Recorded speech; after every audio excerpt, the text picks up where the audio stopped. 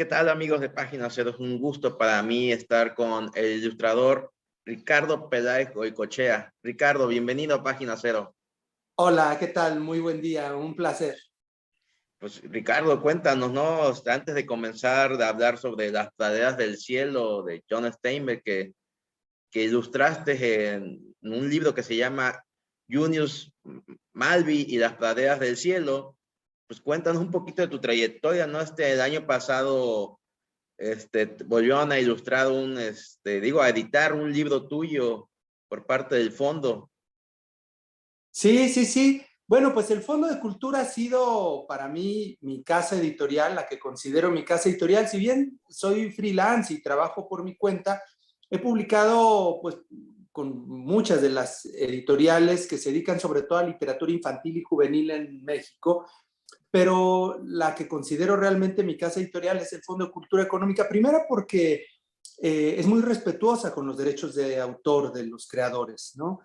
Son muy pulcros y muy cuidadosos en pagar las regalías correspondientes, en firmar contratos con buenas y respetuosas condiciones para el autor, pero por otro lado porque también es la editorial del Estado y me parece que la labor que hace es fundamental, ¿no? Creo que es uno de los grandes pilares de la actividad cultural editorial específicamente en nuestro país, y pues yo me siento muy honrado de colaborar con ellos desde hace ya muchos años, ¿no? Y Entonces, bueno, pues también eso, dentro de tu trayectoria con ellos ilustraste el complot mongol. exactamente. Sí, en 2017 salió la adaptación de la famosa novela de Rafael Bernal con la que se inaugura el género negro en nuestro país, y ese proyecto fue iniciativa de Luis Humberto Croswhite, escritor tijuanense ya de culto. Él me propuso hace muchos años ese proyecto, como por ahí del 2000 más o menos, y la verdad es que para mí fue un placer porque primero trabajar con Luis Humberto y segunda también ponerle imágenes a una novela con la que yo me había encariñado desde que la leí en la adolescencia, en la juventud, en el CCH.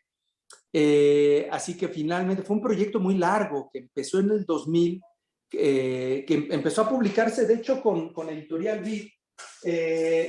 Esta fue la primera revistita que salió con Editorial Vid, Así porque era un es. proyecto que iba a aparecer como 4 revistas independientes, como una miniserie de 4 publicaciones de 32 páginas cada uno, pero ese proyecto naufragó, quedó suspendido, y luego lo intentó retomar la editorial Random House para finalmente en el 2015, que se cumplieron 100 años del natalicio de Rafael Bernal, el Fondo de Cultura emprende el renacimiento, le da respiración de boca a boca ya a este proyecto que agonizaba una vez más, y sale finalmente. Y además tengo pues, varios libros para niños y jóvenes ilustrados en la colección A la orilla del viento del fondo, a los cuales también les tengo mucho cariño.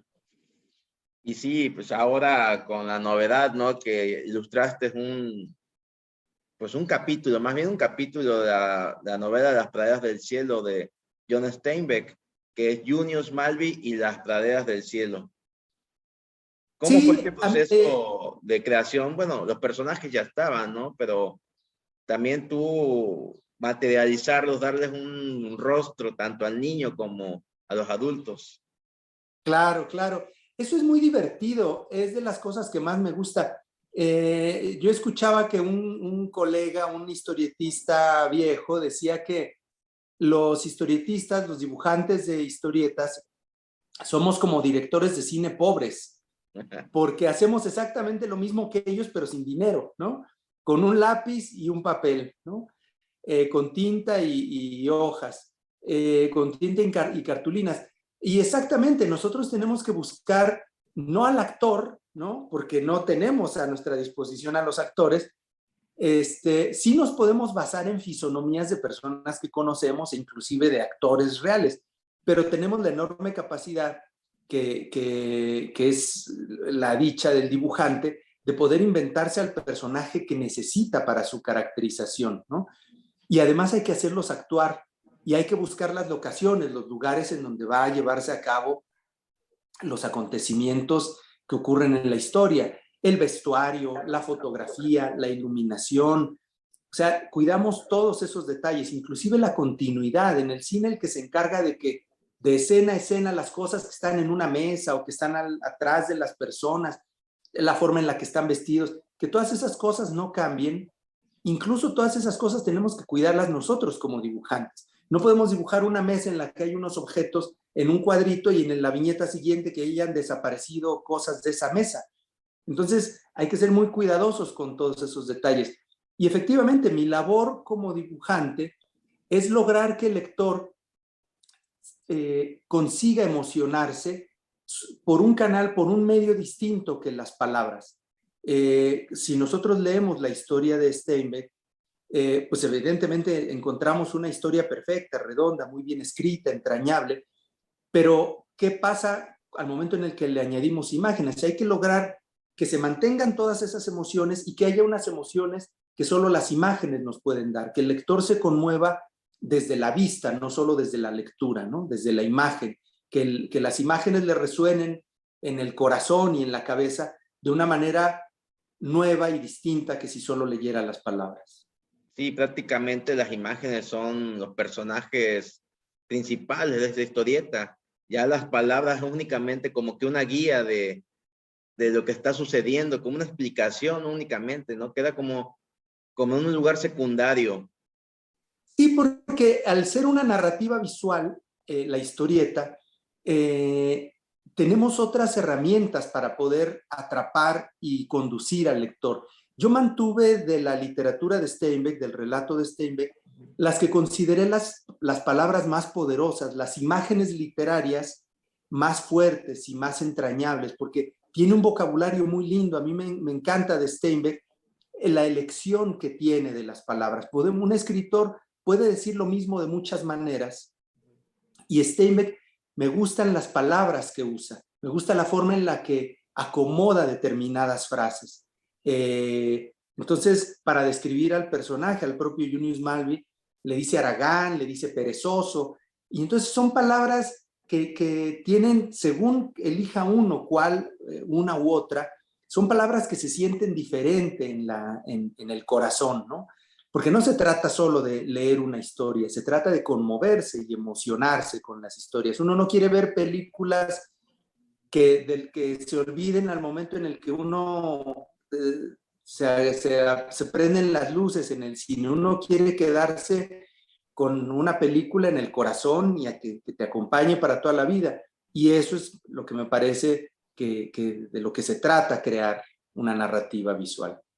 Y sí, y sin el afán de mencionar y tampoco dar grandes detalles de esta historieta, porque seguramente a más de uno ya debe haber leído Las Praderas del Cielo, pero sí, como también hay una evolución de este personaje, ¿no? Cómo Claro. lo vas introduciendo, cómo de ser un personaje liberado llega a ser un gente de pueblo. O sea, ya va llevando unas transiciones importantes y tú de alguna manera lo vas de forma magistral, porque ya con tanta experiencia, ¿cómo lo vas haciendo esa evolución de este personaje? Pues es que es un personaje que va de la urbe, que es un personaje citadino, que se vuelve un personaje rural, y de ser una persona con ciertas obligaciones, digamos, de su época, se transforma en una persona que descubre el placer del ocio, ¿no? Porque si bien es juzgado por la sociedad de esa zona como alguien flojo, en realidad es una persona que eligió interesarse por otros aspectos de la existencia. Y eso es uno de los aspectos que me parece, de los puntos de la historia, que me parecen más importantes y más vigentes.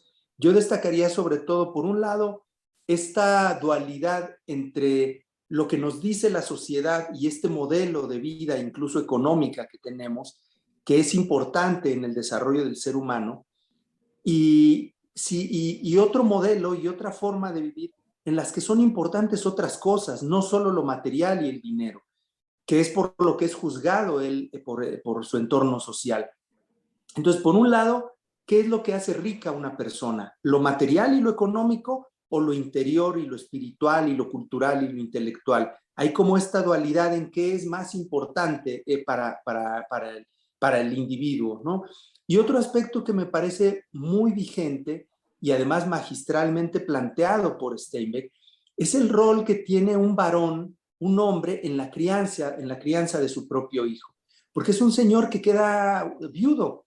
Entonces, de una manera totalmente azarosa, porque viene la enfermedad y se lleva a su esposa y a sus hijastros, entonces de repente de un día para otro se queda solo con su hijo.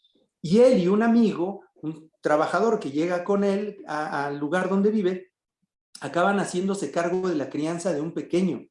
Entonces, ¿qué pasa? ¿Cuál es el papel de qué es lo que le puede aportar un hombre a la crianza de su propio hijo?